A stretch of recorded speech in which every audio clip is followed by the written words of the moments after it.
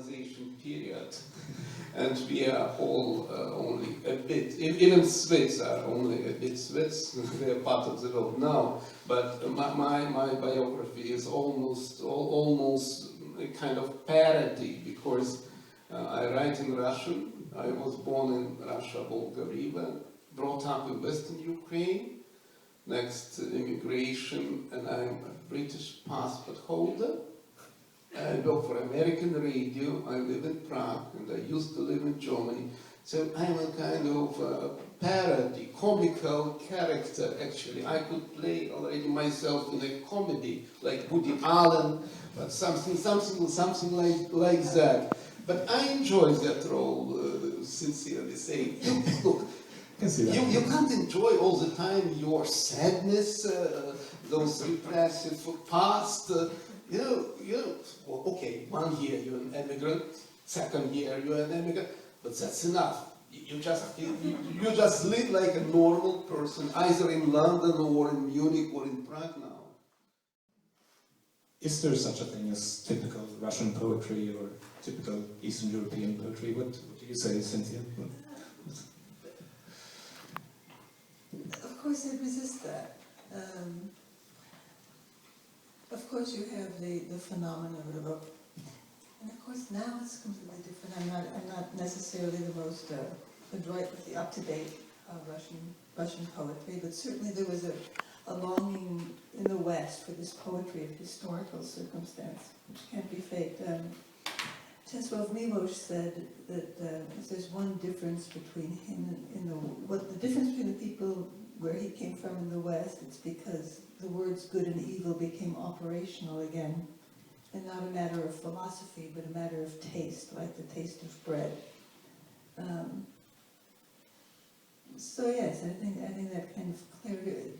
But it's hard to lump people together in something like that. How would you deal with Szymborska, Zbigniew Herbert? I mean, they're all very different poets with very different sensibilities, and yet that's a generation of seriousness that's missing in America. So it's perhaps it brought something to seriousness, or maybe also a kind of belief in poetry or in a metaphysical way. Or I think Miłosz spoke about moving to America as you said, as loss of history. He describes in Natura being on the Pennsylvania lake waiting for the beavers, and being in this place where nature takes the place of history. That loss of the sense of history here, not Sweden, but yes, there's that. In a way, these poets are so international and become world literature, and Brodsky was in a way trying to become an American poet, and yet I think, alas, and it's generally considered that he failed at that. And no one would say so. I mean, it was a shame that he acquired so much power so quickly. I mean, I think that's in dealing with those two poets. That's the difference that people often forget. Was that Miłosz was a man of the world. He traveled. He lived in Paris. He had a degree in law from Vilnius University. Brodsky dropped out of school at 15, so he was self-educated. And that constant need to invent himself, which is basically what exile is. It's a reinvention of oneself under new terms. And Miłosz kind of retired to that, but one of the questions to consider is what kind of impact they have on the countries where they moved. And it's a very different. Brodsky threw himself into the New York literary scene, and St. Petersburg street fighter that he was, he fought his way to the top. Miłosz quietly retired to California, but what he did, I think one could make the claim that the reason that we know Polish poetry today, the reason that it got 2 Nobels, is because of his efforts. He tirelessly devoted himself as a servant to the Polish language. He trained generations. At Berkeley, he trained generations of translators, or had contact or influenced generations of translators like Lillian Valley, Donna Carpenter, certainly Bob Haas, Bob Haas said to me, at an age when most poets are reaping the rewards of their labor, and he certainly was, I decided to apprentice myself to a master poet. He was, well advanced in years by the time he did that, and he dedicated himself to the oeuvre of another poet. Then he wrote post-war Polish poetry. Then he wrote History of Polish Literature. He sponsored and promoted poets. He took Alexander Watt into his home when Alexander Watt was breaking down, and spent 6 months interviewing him for My Century. It was an incredible labor to the language. Brodsky didn't do that. He did something different. As you said, he was trying to, he became a U.S. poet laureate. But still, when I read Brodsky in translation or other Russian poets in translation, I somehow get the impression that there's a lot of stuff I miss out on. Yeah. And Oh yeah. how much of the literary tradition and echoes of, or what do I miss exactly? What language are you reading? In Swedish? Yeah, so Swedish or English. English, okay. I mean, I can't speak for how it reads in English. It's the intense musicality of his verse, the wordplay, the inventive rhymes. He tries to do that in English. Again, referring to Ellen Day of Crawford's, he kept Russian rhythms and stresses in his head and tried to invent them in English. Daniel Weisbart, one of his translators, said he had enough hubris where he was trying to Russify the English language, trying to invent a new English. That he would have that kind of chutzpah. I think one can question whether it worked, but I'm so envious of those that have that as a native language and can hear all of that. Igor, how much of Russian literary tradition is there in your poems? Could I possibly answer your first question about specificity of Eastern European poetry? Generally, it's a kind of truism that poetry is not translatable. Why is not translatable? I thought about it a lot, and I observed and read diligently. I think that every national poetry has its nervous system. And you can translate words, you can translate intonation, but you can't translate nervous system. Like you can implant another heart to the body in surgery, but you can't implant nervous system. What is the nervous system, for instance, of English poetry? I think I have the feeling that I know what is the nervous system of English poetry. It's a kind of fight and shift of two vocabularies, Anglo-Saxon vocabulary and Latin vocabulary, because 40% of English is of Latin origin. Actually, all abstract notions in English are defined by Latin words. And during Elizabethans, John Donne, Shakespeare, they found a harmony between those two strata of vocabulary. If we take, for instance, Russian poetry, there is such a thought of Osip Mandelstam that he divides literature into allowed and not allowed. And what is allowed by the state? It's Russian thinking, not Swedish. If it is allowed poetry, it's something disgusting. If it is not allowed, it's a stolen air. Atmosphere, stolen air. Never such idea comes to English poet. The poet is a stolen air. Only if a poet confronts himself to the state, such thought could come to you.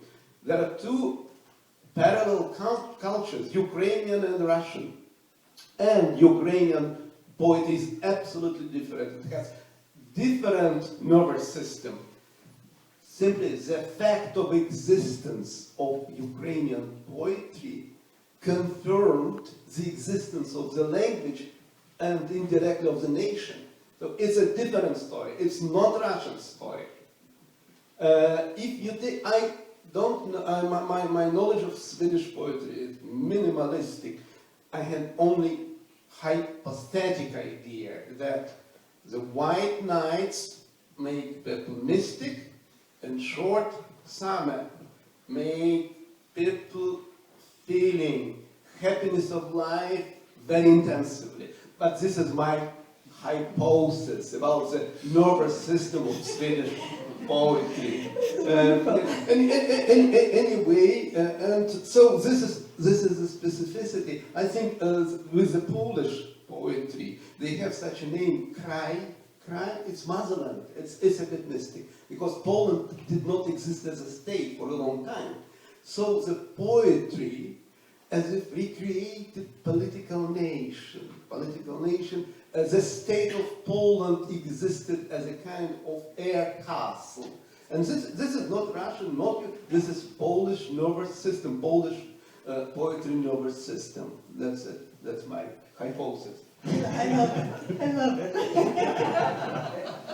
That's very nice. No, but by the way, those who recreated Elizabethans, I mean, they made this harmony and relief fight between Anglo-Saxon vocabulary and Latin vocabulary, where modernists who settled in England, like Ezra Pound, like Eliot, that it was another period of this great posture of those two straight of vocabulary. Anyways. Yes. London, 1980, I joined Pen Club only because of one reason. It's a human rights organization, and some of my Ukrainian friends, poets, were imprisoned. So I could somehow propagate their cases. Anyway, I was at the Pen Club, and I felt the atmosphere of colossal love and adore towards Russian classics of the 20th century, Tsvetaeva, Mandelstam, Pasternak, and so on. And first I liked it. Oh, they love us. They love our poetry. Next, I understood that it's more sophisticated. It was a kind of social envy to the social status of a poet in repressive regimes. Mandelstam was killed. Great! Because nobody takes care about us in England. They are not interested. So it's a very strange aspect. You know, you are a victim. For instance, actually, Pasternak is famous only because of his Nobel. Actually, Brodsky got his Nobel Prize for his essays. Nobody understands clearly his translations into English. They are translations, it's another nervous system. So, the situation is, well, okay, me personally, at Pen Club 1980, I was like a kind of small exotic animal for them. And great writers like Harold Pinter, Iris Murdoch spoke with me for hours. Because I was exotic animal. I have no illusion. I hope I still am. But anyway, of course, in many circumstances, poets work. They write their poetry. And it's like, look, there are Paralympic Games. And in repressive regimes, we have Paralympic poetry. And it's great because Paralympic invalids, they fight not just for extra millimeter, they fight for life, for their body, for their dignity. So there are different aspects of poetry in repressive regimes. Thank you. I hadn't thought of that. I mean, there is a sort of envy for the status of being worthy of persecution. Rather than merely an important. No, poets are interested in their social status. In democratic countries, the social status of poets is low. Only 2 3% of population read poetry. I find 2-3%, that's okay, by the way. But they're also writing. We live in the world of 6 billion people, 1%, 60 million, and thanks to those 1%, 60 million, art house films exist, refined poetry books, so 2%, it's already the limit. It's my dream. Okay, fine. The time is moving very quickly. Perhaps someone in the audience has a question?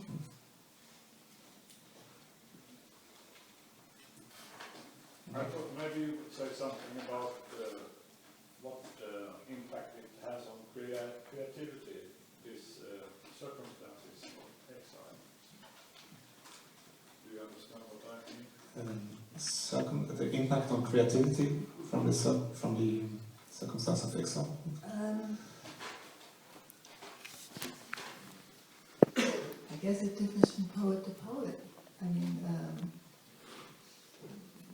Brodsky had immediate attention, Miłosz was obscure, yet they both go on producing. One of the interesting questions I find is the impact that they had on us, as I've made the claim that Polish poetry exists as a powerful, I mean, the Polish people weren't worthy enough to say them. What was it, 38, 39? Nobody thought it, and yet it became a real people with a real history, and I think it's still emerging into that. Brodsky was so much his own creature. He didn't work on behalf of Russian poetry.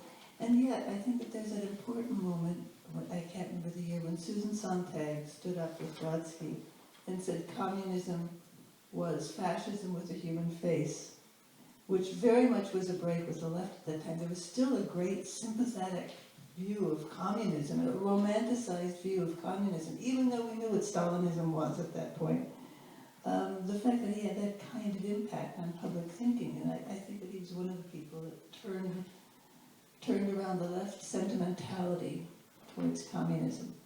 It's not quite answering your question, but it's answering another.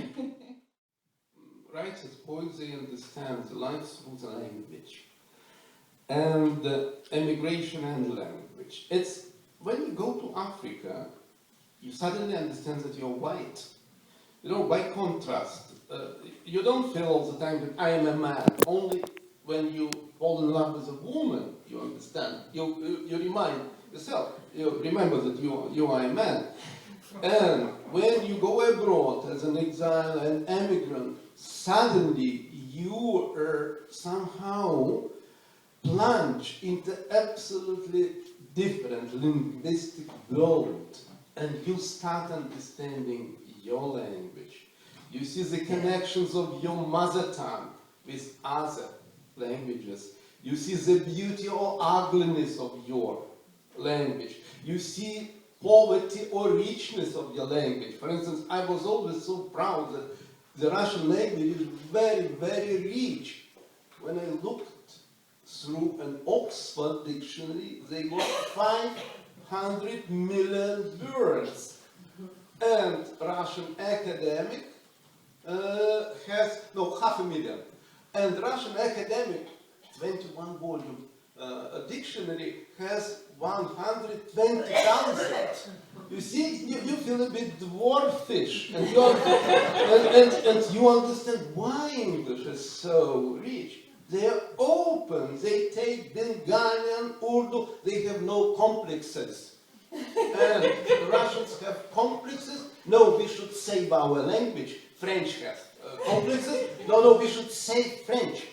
And anyway, a lot of things I discovered in Russian thanks to immigration. What I lost, I alienated and somehow put away conversational language from my prose and from my poetry because it works. Every generation gives new jargon, new slang, and I understood that I'd better stick to more or less stable Russian language. I think it's the specificity of emigrant literature. Great writers who lived in exile usually stuck to classic versions because they lost this conversational charm of their mother tongue. There was talk in America about creating care packages for the French and putting words, Okay. words to the French.